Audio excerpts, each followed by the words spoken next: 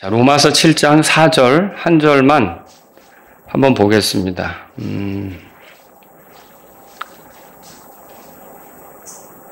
같이 읽겠습니다. 그런즉 내 형제들아 너희도 그리스도의 몸으로 말미암아 율법에 대하여 죽게 되었으니 이것은 너희가 다른 분 곧 죽은 자들로부터 일으켜 주신 분과 결혼하여 우리가 하나님께 열매를 맺게 하려 함이니라. 자, 오늘 우리가 같이 살펴보려고 하는 부분은 하나님께 열매를 맺게 하려 함이니라 이 부분인데, 그래서 하나님께 열매 맺는 삶, 이런 제목으로 여러분에게 말씀을 드리겠습니다. 자, 하나님께 열매를 맺는다. 이게 뭘 말하는 겁니까? 하나님께 열매를 맺는다. 이건 내 삶에서 내가 살아가면서 하나님께서 기뻐하실 만한 거, 이것을 내놓는다. 이것을 드러낸다. 이거를 하나님께 열매를 맺는다. 그렇게 말할 수가 있습니다. 그러면 우리가 하나님께 열매 맺는 게 가능합니까? 다시 말하면 우리가 하나님을 기쁘게 하는 거, 하나님이 우리를 볼 때 좀 이제 영광 받으시고 즐거워하는 거, 이렇게 되도록 우리가 그렇게 할 수 있겠냐는 거죠. 사실 원래는 불가능했습니다. 네. 구원받기 전에 죄 아래 살 때는 하나님을 기쁘게 해드릴 수가 없었어요. 오히려 하나님께 영광이 되는 열매가 아니라 하나님이 보시면 불쾌할 수밖에 없는 그런 열매들을 내놓았던 거죠. 구원받기 전엔 그랬습니다. 과거에 우리 모습이 어땠는지 성경이 보여주는데요. 한번 찾아볼까요? 로마서 6장 20절 제가 읽습니다. 이는 너희가 죄의 종이었을 때에는 의로부터 자유로웠기 때문이라. 과거에 우리가 죄의 종이었죠? 그때 어떻게 살았는지 21절을 다 같이 읽겠습니다. 그런즉 너희가 지금은 부끄러워하는 그 일들 안에서 그때 무슨 열매를 얻었느냐? 이는 그 일들의 끝은 사망이기 때문이라. 우리가 죄의 종으로 살 때는 지금 구원받은 입장에서 쳐다보면 부끄러운 일들 있죠. 그걸 했었다라고 하는 거예요. 자, 그 안에서, 그 부끄러운 그 일들 안에서 내놓은 열매들은 하나님을 하나도 기쁘게 할 수가 없는, 오히려 하나님을 대적하고 하나님에게 반항하면서 이기적인 생각으로 다른 사람들에게 해를 끼치다 보니까 그 끝이 무엇이냐? 네, 사망으로 이어지는 그런 일이었다. 성경은 그렇게 말하는 거죠. 그러니까 과거에 저와 여러분들이 하나님을 기쁘게 하는 게 가능했었습니까? 구원받기 전에 가능했었냔 말이죠. 전혀 불가능했다. 이걸 알 수가 있죠. 구원받지 못한 사람에 대해서 예수님은 이렇게 말했어요. 마가복음 7장 20절에서 23절 들어보세요. 사람에게서 나오는 것, 이때 사람은 구원받지 못한 사람이죠. 곧 그것이 사람을 더럽게 하느니라. 이는 속에서, 곧 사람들의 마음 속에서 악한 생각, 간음, 행음, 살인, 도둑질, 탐욕, 사악함, 속임수, 세격, 악한 눈, 신성모독, 교만, 어리석음이 나오기 때문이라. 이 모든 악한 것들이 속에서 나와 사람을 더럽게 하느니라. 자, 이 말씀은 뭘 말하죠? 구원받지 못한 사람의 속에서 나오는 것이 하나님을 기쁘게 할 수 없는 것들이다. 이걸 지금 말하고 있어요. 사람이 내놓은 그런 모습, 열매, 이런 것 자체가 부끄러운 일들 뿐이다라고 하는 거죠. 구원받지 못한 사람이 결국 이르게 되는 것은 사망이다. 이걸 알 수 있죠. 로마서 7장 가보세요. 오늘 본문 말씀 밑에 이렇게 써 있습니다. 5절 읽겠습니다. 이는 우리가 육신 안에 있었을 때에 율법으로 말미암아 죄들의 활동이 우리 지체 안에서 작용하여 사망에 이르는 열매를 맺게 하였기 때문이라. 여기 육신 안에 있었다는 말은 구원받지 못한 상태에 있었을 때 그 소리입니다. 그때는 우리가 어떻게 살았느냐? 여기 사망에 이르는 열매를 맺었다. 이렇게 말하고 있는 거죠. 근데 구원받은 지금은 어떻습니까? 여러분, 하나님을 기쁘게 하는 열매를 내놓을 수 있게 되었습니까? 예, 그렇습니다. 그래서 로마서 6장 22절로 돌아가 보세요. 로마서 6장 22절. 자, 그러나 이제는 이렇게 되죠. 우리 아까 20절에서 21절 읽었죠? 그때는 구원받기 전의 모습이에요. 근데 이제 22절은 이렇게 되어 있습니다. 다 같이 읽습니다. 그러나 이제는 너희가 죄로부터 해방되고 하나님께 종이 되어 거룩함에 이르는 너희 열매를 얻었으니 그 끝은 영존하는 생명이라. 자, 거룩함에 이르는 너희 열매 그랬어요. 거룩함에 이르는 열매. 이게 뭐예요? 성화의 삶을 말하는 거예요. 성화는 뭡니까? 거룩하신 예수님처럼 사는 거죠. 예수님처럼 생각하고 예수님처럼 말하고 예수님처럼 행동하게 되는 거예요. 자, 이게 우리의 삶에서 열매로 나오기 시작했다는 거죠. 자, 그러면 이 모습을 하나님이 기뻐하실까요? 당연하죠. 어떻게 보면 하나님께서 우리를 구원하신 목적이 거기에 있기도 합니다. 인류 역사상 하나님을 완벽하게 기쁘게 했던 사람은 아무도 없어요. 예수님밖에. 근데 그 예수님 같은 모습으로 우리가 산다? 이거는 하나님을 기쁘게 하는 열매를 내놓게 된다. 이렇게 말할 수가 있는 거죠. 그래서 오늘 저는 여러분과 함께 첫째로 하나님께서 우리에게 원하시는 것이 무엇인가 살펴보고, 두 번째로 하나님께 열매 맺는다고 했을 때 어떤 열매를 맺게 되는 것인가, 이런 것들을 한번 살펴보려고 합니다. 자, 첫 번째로 하나님께서 우리에게 원하시는 것이 무엇인가? 그건 지금 말씀에서 보았듯이 당연히 우리가 하나님께 열매를 맺는 겁니다. 그러니까 하나님이 기뻐할 만한 삶의 모습이 나오는 거라는 거죠. 자, 침례자 요한은 이스라엘 백성에게 이렇게 말했어요. 마태복음 3장 8절에 보니까 회개에 합당한 열매를 맺으라. 이 말이 뭐예요? 회개했다면 회개한 것에 어울리는 삶을 살아라. 그런 거죠. 내가 옛날에 죄의 종으로 죄를 섬겼는데 이제는 죄로부터 돌이켜서 하나님을 섬기게 됐어요. 그렇다면 거기에 어울리는 열매를 내놓아라. 이게 회개에 합당한 열매를 맺어라. 이렇게 말하는 것이라는 거죠. 예수님은 또 제자들에게 이렇게 말씀하셨어요. 자, 들어보세요. 요한복음 15장 8절인데 너희가 열매를 많이 맺는 것, 그것으로 내 아버지께서 영광을 받으시나니 이로써 너희가 내 제자가 되리라. 자, 예수님의 제자가 예수님으로부터 배워서 예수님처럼 살게 된다. 하나님이 기뻐하실까요? 네, 당연히 기뻐하죠. 이런 열매가 나타나기를 하나님은 원하신다는 거죠. 예수님과 더불어 우리가 살면서 예수님하고 가깝게 지내면서 예수님을 닮은 말, 예수님을 닮은 행동, 심지어 그 마음의 생각까지도 예수님처럼 생각하게 되는 거, 이런 거를 하나님은 기뻐하신다는 거죠. 그러니까 하나님께서는 우리가 이런 열매를 내놓을 수 있다는 것을 바울을 통해 가르쳐 주는 거예요. 저와 여러분들은 그런 형편에 있게 된 거다라고 하는 거죠. 또 에베소서 5장 10절에 바울은 이렇게 말했어요. 또 열매 없는 어둠의 일들에 참여하지 말고 오히려 그것들을 책망하라. 열매 없는 어둠의 일들에 참여하지 말라는 말은 반대로 뒤집어서 말하면 열매를 맺을 만한 일에 몰두하라는 뜻이에요.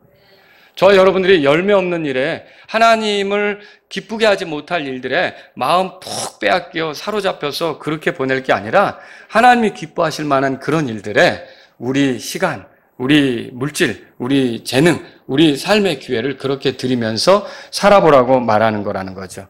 이걸 통해 우리가 알 수 있는 게 뭘까요? 하나님께서는 단지 우리가 구원받는 것으로 끝나지 않고 구원받았다면 더 많은 열매를 내놓아 하나님께 영광 돌리는 것을 원하는 거예요. 여러분, 이 거리 가다 보면 전봇대 옆에 나무처럼 서 있는 게 있어요. 혹시 보셨는지 모르겠어요. 갈색으로 이렇게 돼 있는데 굉장히 높게 올라가거든요. 나뭇잎파리도 달렸어요. 저는 그게 나무인 줄 알았어요. 근데 나무가 아니더라고요. 여러분 그거 보신 적 있으세요? 아, 그런 게 있나? 목사님이 얘기한 게 있나? 한번 둘러보세요. 나중에 가다가. 그런 게 있는데 그거는 나무 모양을 해놓은 거예요. 그냥 항상 그 모양이에요. 근데 봄이 돼도 가지치기를 할 필요가 없어요. 그냥 그대로 있는 거죠. 뭐 어떤 재질이 플라스틱 같이 된 것 같이 보이기도 하고요. 그런 게 서 있단 말이죠. 그런 거는 열매를 내놓을 수가 없어요. 그러나 저 과수원에서 자라는 나무들은 어떻죠? 열매를 내죠. 그 차이가 뭘까요? 맞습니다. 생명이 있느냐, 생명이 없느냐의 차이예요. 여러분에게 생명이 있습니까? 아들이 있는 자에게는 생명이 있다 그랬어요. 우리의 생명은 예수님이십니다. 저와 여러분들이 예수님을 구주로 모셨으면 열매 맺는 삶, 하나님을 기쁘게 해드리는 삶이 가능하다는 거죠. 그래서 저와 여러분들은 그저 모조 어떤 장식품, 크리스마스 트리 같은 거 이렇게 플라스틱으로 만들어 놓은 거 있잖아요. 그건 백날 기다려봐야 열매 맺지 못합니다. 그냥 뭐 멋지게 보일지는 모르겠어요. 그런데 열매는 안 나옵니다. 하지만 나무는 어때요? 시간이 지나면 열매를 맺는다는 거죠. 그것처럼 저와 여러분들은 장식품 그리스도인이 아니라 그 장식품 그리스도인이 있을 수도 없는 거고요. 저와 여러분들은 그냥 껍데기로만 기독교인이 아니라 참으로 생명을 얻은 자이기 때문에 열매를 내놓을 수 있다는 걸 믿으셔야 되는 거죠. 저 여러분들이 열매를 내놓을 수 있는 거예요. 사도 베드로는 또 이렇게 말했어요. 베드로후서 1장 8절에 이는 만일 너희 안에 이것들이 있고 또 풍성하면 너희가 우리 주 예수 그리스도를 아는 지식 안에서 쓸모없거나 열매 없는 자가 되지 않게 하기 때문이라. 열매 없는 자가 된다는 것은 하나님께 열매를 내놓지 못하는 건데, 자, 하나님께 열매를 내는 사람은 어떤 사람이냐? 제가 읽은 베드로후서 1장 8절 그 앞에 보니까 이런 말이 있어요. 들어보십시오. 믿음의 덕의 지식을, 지식의 절제를, 절제의 인내를, 인내의 경건을, 경건의 형제 사랑을, 형제의 친절을 이렇게 돼 있죠. 그리고 친절의 사랑을 이렇게 돼 있어요.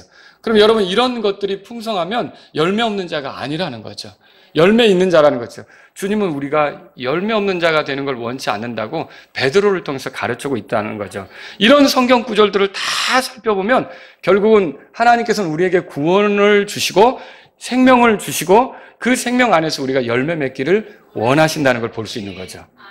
그래서 저와 여러분들이 오늘 이 말씀을 들으면서 내가 구원받고 그냥 그걸로 족하고 죄사함 받고 천국에 가게 된 거, 지옥에 들어가지 않게 된 거 그걸로만 족한 게 아니라 거기 가기까지, 내가 하늘나라에 들어가기까지 그 과정 중에 하나님을 기쁘게 할 만한 열매가 나오기를 하나님께서 원하신다는 걸 보시라는 거죠. 하나님께서 원하시는구나. 자, 예수님은 말씀하셨어요. 마태복음 7장 20절에 그런즉 너희는 그들의 열매로 그들을 알리라. 우리가 예수님과 더불어 산다는 건 뭘로 드러내겠습니까? 열매로 드러내는 거죠. 예수님하고 가까이 살더니 예수님 모습이 나오더라? 이게 우리에게 나타나야 되는 열매다라고 하는 거죠. 성경에 보니까 좋은 나무는 좋은 열매를 맺고 썩은 나무는 나쁜 열매를 맺는다 그렇게 돼 있어요. 저와 여러분들은 나쁜 열매를 맺는 그런 종자가 아니고요. 좋은 열매를 맺을 수 있는 그런 사람들이 된 거라는 거죠. 하나님의 은혜로 그렇게 된 거예요. 그래서 만일 구원받았다면서 내 삶에 예수님을 닮아가는 어떤 모습, 이런 것이 정말 전무하다, 나타나지 않는다, 그럼 좀 이상한 거예요. 잘못하면 그 사람의 구원까지도 다시 점검해 볼 필요가 있죠. 왜 열매가 안 나오냐? 생명이 없으니까. 생명이 없으니까 열매가 안 나올 수 있는 거죠. 그러니까 플라스틱 장식품 나무였던 거예요. 그럼 백날 기다려도 열매가 안 나오는 거죠. 근데 아무리 점검해 봐도 나는 구원받은 게 맞아. 나는 오늘 죽어도 하늘나라에 갈 수 있는 확신은 있어. 근데 열매가 없다? 그러면 어쩌면 내가 게으른 거예요.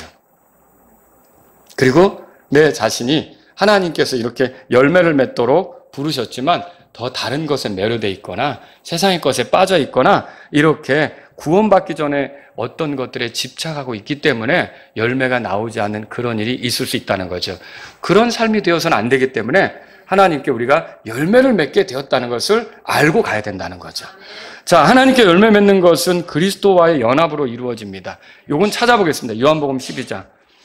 그럼 어떻게 해서 열매를 맺는가? 열매를 맺는 거는요, 원리가 있죠. 자, 12장 거기 보시면요, 24절 보겠습니다. 24절 다 같이 읽겠습니다. 진실로 진실로 내가 너희에게 이르노니 한 알의 밀이 땅에 떨어져 죽지 아니하면 그것이 홀로 그대로 있고 만일 그것이 죽으면 많은 열매를 맺느니라. 예수님의 죽음으로 예수님 자신도 열매를 얻으셨어요. 하나님께 영광을 돌리는 것이 그분에게 가득 드러났다는 거죠. 뿐만 아니라 우리 자체도 예수님이 죽으셔서 얻게 된 열매예요. 여러분 그렇죠? 예수님이 죽지 않으면 우리가 하나님께 드려지는 열매가 될 수는 없었던 거죠. 그러니까 예수님의 죽음이 열매를 가져온 거예요. 이게 원리는 같아요. 씨가 멀쩡히 있다면, 그 씨가 죽지 않는다면 어떻게 열매를 내놓겠습니까? 마찬가지로 우리가 죽지 않는다면 어떻게 열매를 맺을 수 있겠냐는 거죠. 그런데 열매를 맺을 수 있도록 내가 그리스도와 연합해서 그리스도와 함께 죽는 경험을 하게 하신 거예요. 내가 그리스도와 함께 이미 죽게 하신 거죠. 그리고 생명의 새로운 가운데 걸을 수 있게 하신 거죠. 그리스도와 연합해서. 그래서 저와 여러분들은 열매를 맺을 수 있는 그런 위치에 있다는 것을 인정을 하셔야 되는 거예요. 예수님을 모른다, 예수님을 믿지 않는다, 구원받지 않았다면 이 말을 할 수가 없어요. 근데 여러분이 정말 내가 구원받았고 예수님이 내 주인이라면 여러분과 저는 열매를 맺을 수 있는 위치에 있다는 걸 알아야 된다는 거죠. 본문에서 율법에 대해 죽었다는 말이 나오죠. 로마서 7장에서 이 말은 죄에 대해 죽었다는 말이에요. 바꿔 말하면. 그러니까 우리가 죄가 지배할 수 없는 위치에 있다는 말이에요. 그러면 반대로 여러분 어떻습니까? 죄가 지배할 수 없는 위치에 있는데 죽은 자들로부터 일으켜주신 예수님과 연합한 자라는 뜻이에요. 그러니까 이게 어울려 살면 그 사람의 영향을 받게 돼 있어요. 닮아가는 게 있죠. 저도 이제 제가 이렇게 청년 시절이나 이럴 때 옷을 입으면 제가 주로 입던 색깔은 좀 회색 빛깔, 좀 이렇게 무거운 색, 이런 거 옷을 입었어요. 칙칙하게 좀 그랬죠? 잠바 같은 것도 좀 그런 거 입고. 근데 제가 결혼하고 나서 바뀌었어요. 색깔이 바뀌었단 말이에요. 알록달록한 것도 입게 되더라고요. 또 밝은 색도 입게 되더라고요. 왜 그러냐면 맨날 그런 식으로 옷을 고르는 게 안 좋았는지 집사람이 이제 제 아내가 이것도 입어보라고. 그럼 입어보면은 나 이런 거 좀 어색한데 그런데 입게 되니까 또 괜찮아지는 거죠. 그러니까 제가 같이 더불어 살면서 바뀌게 된 거예요. 제 옷이 빛깔이 바뀌게 된 건 누구와 더불어 살았기 때문에 그렇습니까? 제 아내와 더불어 살았기 때문에 그렇게 된 거죠. 여러분과 저의 삶에 어떤 변화가 나타나는 거, 좋은 모습이 나타나는 거, 좋은 열매가 나타나는 건요, 내가 예수님과 더불어 살고 있다는 증거로서 충분하다는 거죠. 그러니까 내가 예수님과 더불어 살면 여러분들이 그런 열매들, 주님을 통해서 나타날 수밖에 없는 그런 열매들을 여러분이 보일 수밖에 없어요. 요한복음 15장으로 가보세요. 그 뒤에 몇 장 가보세요. 그래서 예수님 말씀하시죠. 15장 4절에 제가 읽습니다. 내 안에 거하라. 나도 너희 안에 거하리라. 가지가 포도나무 안에 거하지 아니하면 스스로 열매를 맺을 수 없는 것 같이 너희도 내 안에 거하지 아니하면 너희가 더 이상 열매를 맺을 수 없느니라. 열매를 내려면 어떻게 해야 된다는 거예요? 예수님 안에 거하고 예수님도 그 사람 안에 거하고. 이게 뭐예요? 연합이죠. 더불어 사는 거죠. 이걸 오늘 바울은 죽은 자들 가운데서 일어나신 그분하고 결혼했다고 표현했어요. 우리가 인생을 살아가는 동안 결혼만큼 확실한 연합이 어디 있어요? 내가 회사에 조인한다, 회사에 입사한다. 그 연합도 결혼 관계만큼 더 분명한 어떤 표현을 할 수는 없어요. 제일 강한 연합이 결혼 아닙니까? 우리가 주님과 그렇게 연합을 했다고 써주는 거죠. 자, 요한복음 15장 5절 다 같이 읽습니다. 나는 포도나무여 너희는 가지니라. 그가 내 안에 거하고 내가 그 안에 거하는 바로 그 사람은 열매를 많이 맺나니 이는 너희가 나 없이는 아무것도 할 수 없기 때문이라. 여러분, 하나님께 열매를 내기 위해서는 죽은 자들로부터 일으켜주신 분 예수 그리스도와 연합된 삶은 필수예요. 우리는 그분 없이 아무것도 할 수가 없어요. 그분과 더불어 살아가야만 열매를 맺을 수가 있어요. 그분과 하나를 이룰 때 그분이 하나님을 기쁘게 해드린 것처럼 우리도 그분과 함께 하나님을 기쁘게 하는 삶이 가능하다는 거죠. 그래서 여러분 이제 내가 열매를 맺을 수 있는 위치에 있구나라는 것을 인정하시겠습니까? 그러면 그 다음에 어떻게 열매를 맺는가? 그리스도와 더불어 삶으로 열매를 맺는다는 생각으로 그리스도와 거리를 두려고 해서는 안 되는 거예요. 뒷걸음질 쳐서는 안 되는 거죠. 그리스도와 가깝게 되려고 해야 된다라고 하는 거예요. 자, 그럼 우리가 맺을 수 있는 열매는 어떤 것이 있습니까? 그걸 이제 두 번째로 생각해 볼게요.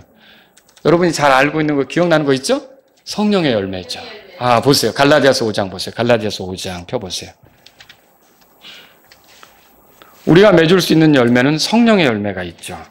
이게 우리 안에 있으면 하나님은 기뻐하십니다. 그죠? 충만히 드러나게 되면 하나님은 기뻐하시죠. 22절, 23절 우리 같이 한번 읽어보겠습니다. 그러나 성령의 열매는 사랑과 기쁨과 화평과 오래 참음과 부드러움과 선함과 믿음과 온유와 절제니 이 같은 것을 반대할 법이 없느니라. 아멘. 자, 성령님으로 충만하면 이 열매가 더 풍성해지겠죠? 근데 그리스도인이라도 성령님을 따르지 않고 믿지 않는 자처럼 행동한다. 그럼 이 열매가 풍성해지겠습니까? 그렇지 않겠죠. 자, 성령님의 열매를, 이게 성령의 열매를 맺는다는 건 뭘까요? 이게 결국은 예수 그리스도처럼 되는 거예요. 여기에 성령의 열매로 지금 여러분이 읽은 거 있죠? 여기 소개되는 건 누구 안에서 충분히 드러나는 거냐면 예수님 안에서 충분히 드러나는 거예요. 이게 완벽하게 이 모습을 보여주는 분이 예수님이시거든요. 결국 우리가 하나님을 기쁘게 하는 열매는 예수님을 닮아가는 거잖아요. 이거는 결국 성령의 열매를 통해 예수님이 드러냈던 모습을 우리가 드러낼 때 하나님이 기뻐하게 되는 거죠. 그러면 여러분 여기서 성령의 열매는 한 가지예요. 22절에 보면 그 킹제임스 성경에 성령의 열매가 하나로 이렇게 표현이 됐는데, 그런데 이게 마치 다이아몬드 같아서 어떻게 되냐면 다양하게 빛깔이 나오는 거예요. 사랑의 빛깔, 기쁨의 빛깔, 뭐 다양하게 이게 나오는 거죠. 그러니까 성령의 열매를 여러분이 그렇게 생각해야 된다는 거죠. 자, 첫 번째가 뭐였습니까? 사랑이죠. 그래서 이 성령의 열매를 맺는 사람은 사랑이 여기서 있어요. 저도 그렇게 기도를 하게 돼요. 하나님, 제가 사역을 하는 동안 사랑으로, 지혜로, 하나님의 권능으로 사역할 수 있기를 원합니다. 그럼 사랑한다면 어떤 모습이 나타날까요? 하나님을 사랑하고 이웃을 사랑하겠죠. 그리고 또 주께서 주신 교회를 사랑하겠죠. 교회 밖에 이뤄진 혼들을 사랑하겠죠. 자, 주님을 사랑하기 때문에 주님을 경배하는 것을 귀하게 여깁니다. 성령의 열매가 있는 사람들은 경배를 귀하게 여기죠. 주님을 사랑하니까. 주님을 사랑하는 표현을 그렇게 하는 거예요. 경배 시간에 뭐예요, 여러분들이? 찬송을 드리죠. 감사를 드리죠.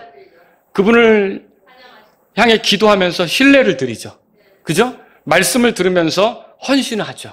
그렇게 살겠다고. 또 물질도 드리죠. 여러분이 이게 사랑의 표현 아닙니까? 드리는 게. 그래서 경배를 소중히 여기는 거예요. 그리고요, 또 주님을 사랑하고 그 다음에 또 교회를 사랑하기 때문에 몸의 지체가 되는 성도들을 돌아보려고 해요. 부족한 사람, 약한 사람, 이런 사람들을 보면 그냥 넘어가는 게 아니라 관심을 갖기 시작하고, 혹시 내가 뭐 힘이 되지 않을까, 격려가 되지 않을까, 이런 식으로 접근하는 거죠. 또 이웃을 사랑하기 때문에 어떻습니까?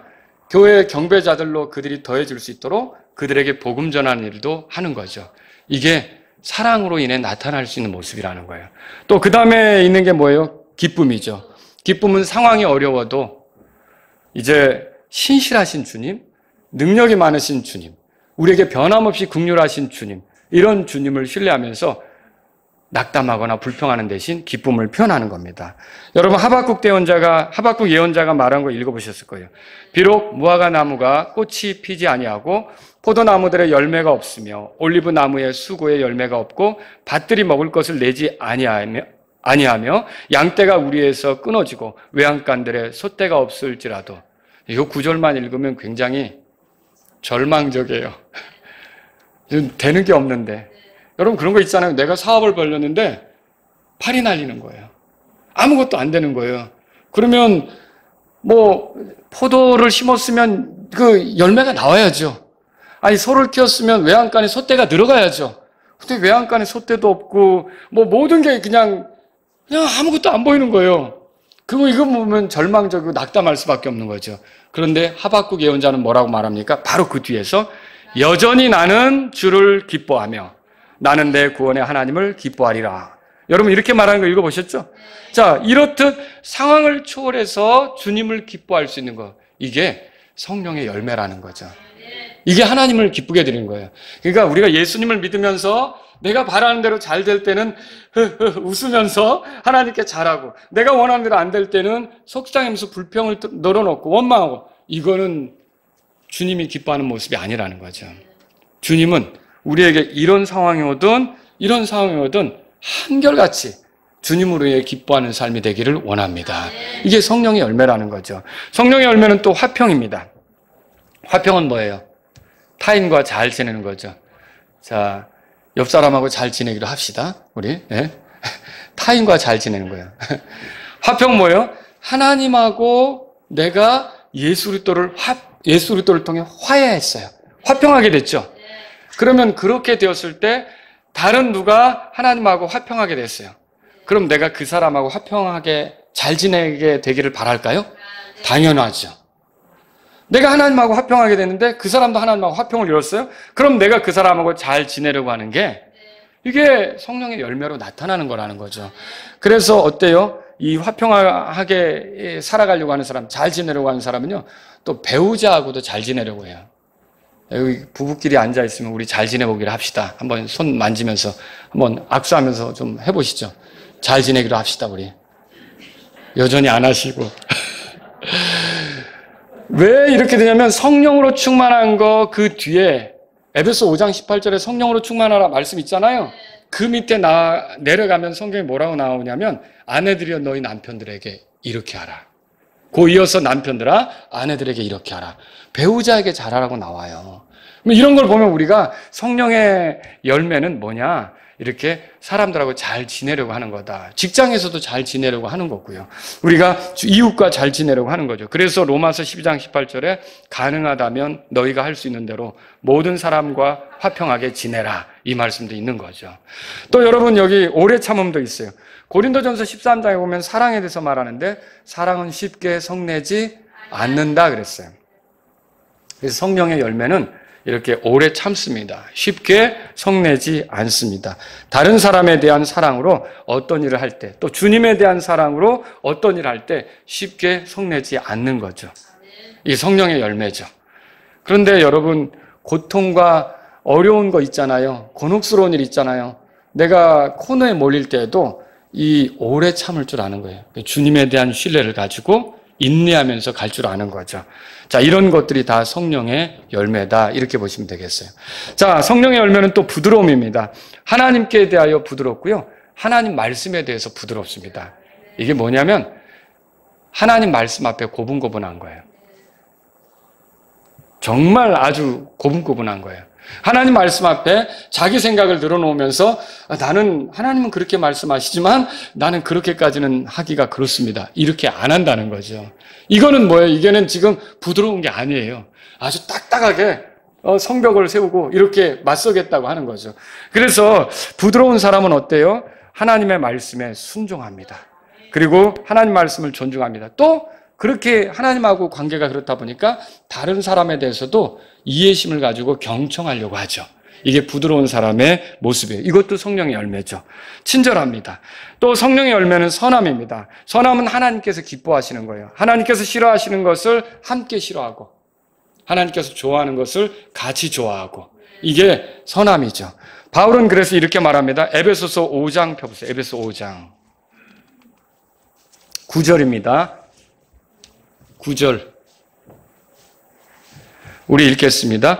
이는 성령의 열매는 모든 선함과 의와 진리 안에 있기 때문이라. 예, 성령의 열매가 선함 속에 나타나는데 그게 의와 진리 안에 있다 그렇게 돼 있어요.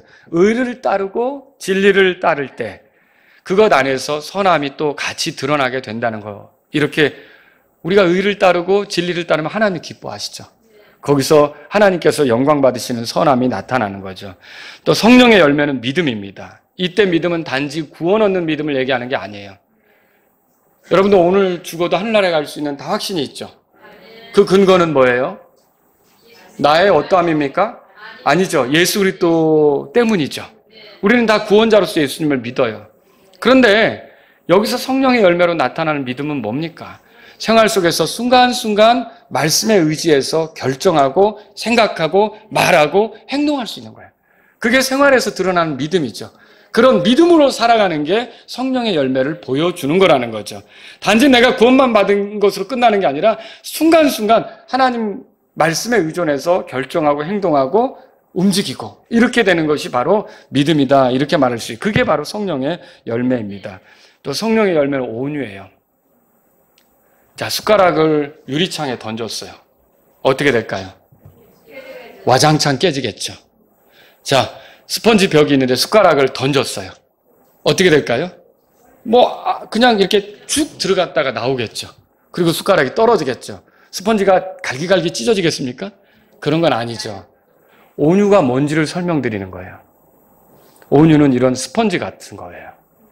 무슨 말이냐면 상황이 어렵고 힘들다고 해도 어떻게 했냐면 약간 충격을 받는 것 같은데 금방 털고 없었던 일처럼 일어나는 거 있죠.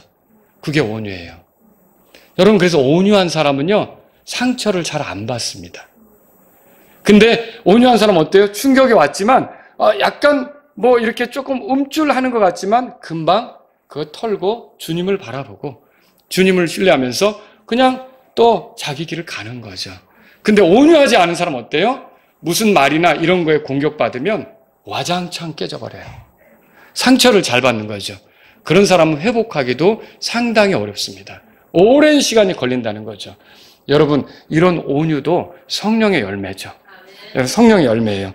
또 절제가 있습니다. 절제하는 사람은 어때요? 고린도전서 7장 31절에 보면 세상을 이용하지만 남용하지 않는다. 그렇게 써 있어요. 사람들에게 욕구가 있는데 욕구는 잘못입니까? 아니죠. 하나님이 욕구를 주셨기 때문에 우리가 수고하고 노력하는 거예요. 공부하는 것도 욕구가 있으니까 공부하고 사업하는 것도 욕구가 있으니까 사업하는 거죠. 근데 문제는 뭘까요? 이게 하나님께서 정하신 선을 넘어가면 그 욕구에 집착해서 욕구만 채우려고 내가 하나님께서 금하신 것을 넘어가면 그때는 이제 과도함이 되고 그거는 문제가 되는 거죠. 근데 성령의 열매를 내놓는 사람 어때요? 절제할 줄 아는 거예요. 그 선을 넘어가지 않는 거죠. 그렇게 하면서 하나님을 기쁘게 한다라고 하는 거죠. 갈라디아서가 말하는 성령의 열매를 완벽하게 드러내신 분 누굽니까? 예수님이십니다. 성령의 열매는 그래서 예수님의 성품이에요. 결국 하나님께서 우리 안에 사시려는 일은 우리 안에 예수님의 성품이 드러나기를 원하는 거예요. 여러분과 제가 갖게 된 것은 예수님의 생명이죠? 그럼 예수님처럼 사는 것을 하나님은 원하신단 말이죠. 그 열매가 드러날 때 하나님께서 기뻐하는 거라는 거죠. 자, 성령의 열매를 살펴봤어요. 두 번째는 어떤 열매일까요? 두 번째는 입술의 열매가 있어요. 히브리서 보실래요? 히브리서 13장. 히브리서 13장 한번 찾아보세요.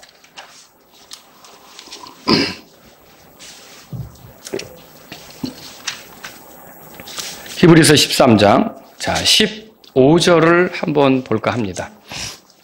15절. 같이 읽어보겠습니다. 그러므로 우리가 그분으로 말미암아 계속해서 찬양의 희생물을 하나님께 드리자. 그것은 곧 그분의 이름에 감사를 드리는 우리 입술의 열매니라. 자, 여기 찬양의 희생물을 드린다 그랬죠? 하나님께. 찬양이 뭡니까? 하나님을 높이고 칭송하고 자랑하고 대단하게 생각하는 거예요. 여러분들이 멋진 축구 선수가 그 플레이를 잘해서 어때요? 뭐 골을 넣었다든지 드리블을 하면서 들어가서 골을 넣으면 관중들이 어떻게 하죠? 골을 넣는데 가만히 있는 법은 없어요. 그냥 들썩하죠. 정말 멋졌다고 막 이렇게 그 표현을 하잖아요. 그게 찬양이에요, 그게. 그러니까 우리가 하나님의 어떠하심에 대해서 깨달으면 하나님이 나의 삶에 개입하고 있다, 나를 돕고 있다, 나를 인도하고 있다, 나를 정말 사랑하신다, 긍휼을 베푸신다, 이런 걸 알수록 나는 어떻게 되냐면 가만히 있는 게 아니라 들썩해야죠. 어떻게 들썩하는 거예요? 말로써, 노래로써, 다른 사람에게 간증함으로써 이렇게 우리가 찬양할 수 있다는 거죠. 찬양은 다양하게 표현될 수가 있는 거죠. 노래는 그 중에 하나고요. 노래는 그 중에 하나고요. 그러면 여기 입술의 열매라고 그랬어요. 그래서 우리가 찬양을 하는데 예배당 안에서 찬송가로 노래로 찬양할 수 있어요. 근데 일주일 동안 살아갈 때는 어떨까요? 내가 집안에서 가족들하고 지내면서 직장 동료들과 지내면서 내 입술로 주님에 대한 신뢰를 표현하는 게 찬양이 되는 거예요. 주님에 대한 감사를 계속 표현하는 게 찬양이 되는 거죠. 상황이 어려워도 하나님은 다 알고 계시지. 하나님은 도울 수 있어. 내가 하나님을 의지할 거야. 이게 찬양이 되는 거예요. 하나님께서는 이거 모른 척 하시지 않지.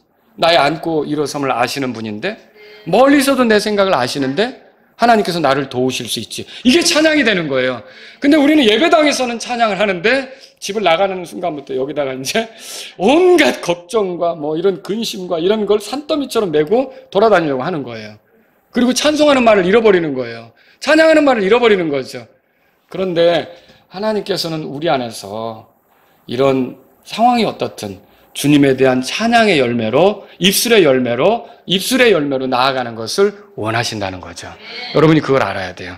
또 세 번째는 뭘까요? 선한 열매죠. 골로새서 1장으로 가보세요. 골로새 1장. 몇 구절을 계속 한번 보겠습니다. 골로새 1장. 자, 10절 한번 보려고 합니다. 골로새 1장 10절입니다. 같이 한번 읽어보죠. 이것은 너희가 주께 합당하게 걸어 그분을 전적으로 기쁘시게 하고 모든 선한 일에 열매가 풍성하며 하나님을 아는 지식에서 자라나고, 선한 열매가 풍성하게 되는 게 하나님의 뜻이에요. 근데 이 선한 행위가 구원의 조건이 될 수 있습니까? 구원받기 위해서 선한 행위가 필요하냐는 거죠. 그렇진 않죠. 그런데 구원받은 사람은 선한 행위에 열심을 냅니까? 네, 당연하죠. 구원의 조건은 될 수 없지만 구원받은 사람에게 나타나는 열매는 될 수 있다는 거죠. 그래서 우리는 선한 행위에 열심을 내는 거죠. 디도서 3장 14절 들어보세요. 또 우리에게 속한 자들도 필요한 용도들 위해 선한 행위들을 지속하는 것을 배우게 하여 그들이 열매 없는 자가 되지 않게 하라. 선한 행위를 지속하는 것, 이게 하나님께 열매가 되는 거라는 거죠. 이걸 성경은 말하고 있어요. 야고보서 3장을 찾아보세요. 야고보서 3장 13절입니다. 제가 읽어볼게요. 너희 중에 지혜롭고 지식을 갖춘 자가 누구냐? 그는 지혜의 온유함으로 선한 생활에서 나오는 자신의 뭐라고 돼 있죠? 행위들을 보일지니라 그랬어요. 행위를 보여라 있는 거예요. 행위를 보여라. 여러분이 믿음이 있다면 믿음의 행위를 보일 필요가 있는 거예요. 야고보서가 말하는 게 그거죠. 믿음이 있다고만 하고 그렇게 살지 않으면 믿음 없는 거라는 거예요. 죽은 믿음이라는 거죠. 여러분 보고 구원 없는 믿음이 없다는 말이 아니에요. 그러나 어떤 상황이 닥치면 믿음 없는 사람처럼 말하고 믿음 없는 사람처럼 행동할 수 있거든요. 그렇게 하지 말라는 거죠. 우리에겐 우리의 행위로 믿음을 보일 필요가 있는 거죠. 자, 14절 보세요. 그러나 너희 마음속에 독한 시기와 다툼이 있으면 자랑하지 말고 진리를 거슬러 거짓말하지 말라. 이러한 지혜는 위로부터 내려오는 것이 아니요 땅에 속한 것이며 관능적이고 마귀에게 속한 것이라. 그게 아주 머리 굴려서 똑똑하게 보이는 그런 지혜처럼 보이지만 하나님께로부터 오는 게 아니라는 거죠. 16절에 이는 시기와 다툼이 있는 곳 거기에는 혼란과 모든 악한 일이 있기 때문이라. 17절 다 같이 읽습니다. 그러나 위로부터 난 지혜는 첫째 순수하고 다음으로 화평하며 온화하고 간청하기 쉬우며 긍휼과 선한 열매가 가득하고 차별이 없으며 위선이 없느니라. 여러분, 의의 열매는 화평하게 하는 자들의 화평 안에 씨가 뿌려지느니라. 우리 아까 화평에 대해서 말했죠. 그 성령의 열매는 의와 진리 안에, 선함과 의와 진리 안에 있다고 그랬잖아요. 자, 이렇게 성령의 열매는요, 이 의를 드러내고요. 또 어때요? 화평을 드러내고요. 그리고 여기 보면요, 우리가 선한 행위에 선한 열매를 드러내는 것이 이게 우리가 하나님을 기쁘게 하는 열매라는 걸 아는 거죠. 마지막으로 하나 더 볼게요. 또 뭐가 열매가 될까요? 로마서 16장 펴보세요. 로마서 16장. 이런 열매를 내면서 우리가 살게 구원받았구나. 여러분이 그렇게 생각하시면 됩니다, 오늘. 이런 걸 내가 맺으며 살아가도록 구원받았구나 라고 생각하시면서 살면 되는 거죠. 여러분, 로마서 16장 펴보세요. 로마서 16장 5절에 다 같이 읽겠습니다. 또한 그들의 집에 있는 교회에게도 인사하라. 내가 매우 사랑하는 무난할지니 그는 아가야에서 그리스도께 첫 열매가 된 자니라. 바울이 아가야에서 사역하면서 복음을 전해 처음으로 예수님 믿게 된 사람을 거기서 첫 열매였다고 이렇게 말하고 있어요. 그럼 뭐가 첫 열매란 말이에요? 여러분이 전해서 예수님 믿게 된 사람이 열매라는 거죠. 이런 열매로 하나님께 우리가 영광을 돌릴 수 있는 거죠. 여러분, 예수님이 죽어서 우리가 열매가 된 거 아닙니까? 그런 것처럼 우리가 시간을 들이고 우리 자신을 희생해서 헌신해서 누군가 예수님을 믿게 된다면 그게 우리의 열매가 될 수가 있는 거죠. 하나님께 드리는 열매죠. 여러분, 그렇습니다. 그래서 복음을 전해서 혼도를 주님께로 이끈다면 그것도 그 구원받은 혼이 하나님께 열매가 되고 하나님을 기쁘게 드린다는 사실을 기억하십시오. 말씀을 정리할게요. 구원받기 전 우리는 하나님을 기쁘게 하는 열매를 내놓을 수가 있었습니까? 그렇지 못했죠. 우리가 내놓은 열매는 부끄러운 것들 뿐이었어요. 그 열매로 결국 사망을 당해야 할 형편에 있었던 거죠. 그러나 이제 그리스도와 결혼한 사람이 되어 율법에 대해 죽었고요. 죄 아래에서 벗어났어요. 이제 우리는 하나님을 기쁘게 하는 열매를 맺는 게 가능합니까? 여러분, 그 가능하다는 것이 이제 우리 믿음이 돼야 되는 거예요. 내가 하나님을 기쁘게 하는 삶이 가능하구나. 여러분과 저는 이 믿음으로 살아가야 된다는 거죠. 우리 스스로 힘으로는 안 되니까 그리스도와 결혼을 시키셨어요. 그리스도와 더불어 살아가라고 만드신 거죠. 저와 여러분들이 그리스도를 귀하게 여기고 가까이 하며 그분을 알아가면서 그분으로부터 배우려고 한다면, 결국 그분을 좋아하고 사랑하고 그분의 뜻대로 살려고 한다면, 그분께 순종하려고 한다면 분명히 하나님을 기쁘게 하는 열매가 나오게 된다는 걸 믿으시란 말이죠. 그래서 그분으로부터 달아나려고 해서는 안 돼요.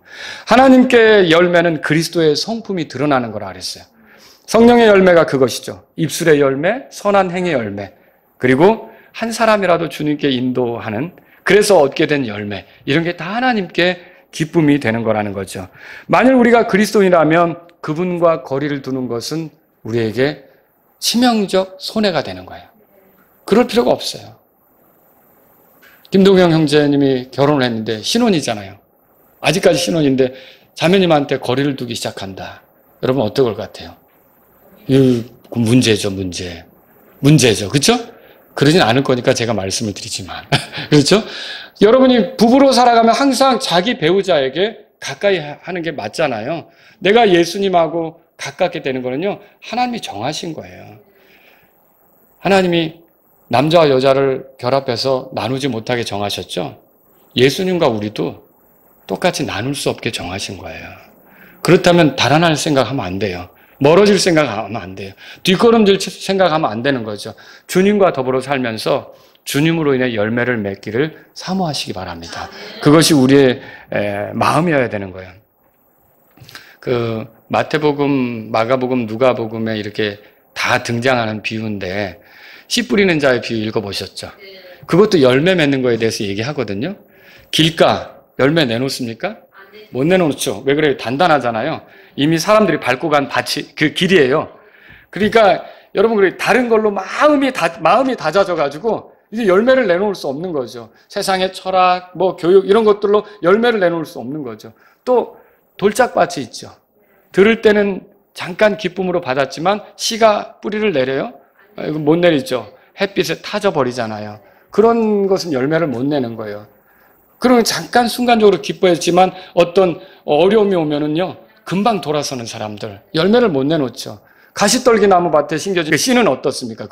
그것도 역시 열매를 내놓기 어렵죠. 예, 내놓는 게 어렵단 말이에요. 거기서 잘하는 것 같지만 숨이 막혀서 그 세상의 재물의 유혹과 세상의 그런 것들의 마음이 빼앗기면 열매를 내놓을 수 없는 거예요. 근데 다 갈아엎어졌어요. 좋은 밭이에요. 열매를 내놓을까요? 네, 여기서 우리가 알 수 있는 것도 있어요. 우리가 더 열매를 풍성히 내기 위해서는 우리 마음도 갈아엎어져야 되는구나. 내 사적인 욕심, 내 허망한 것들로 가득해서는 열매가 풍성히 나올 수 없겠구나. 여러분, 그래서 우리가 이렇게 주님 앞에서 우리 마음을 자꾸 살피면서 말씀으로 갈아엎는 여러분들이 되기를 바랍니다. 제가 되기를 바랍니다. 또 혹시 여러분이 주님께로 인도한 사람들이 있습니까? 지금까지 살면서. 내가 예수님 믿은 이후로 나 때문에 예수님 믿은 사람, 생각난다. 그 사람 지금 잘 신앙생활 할까?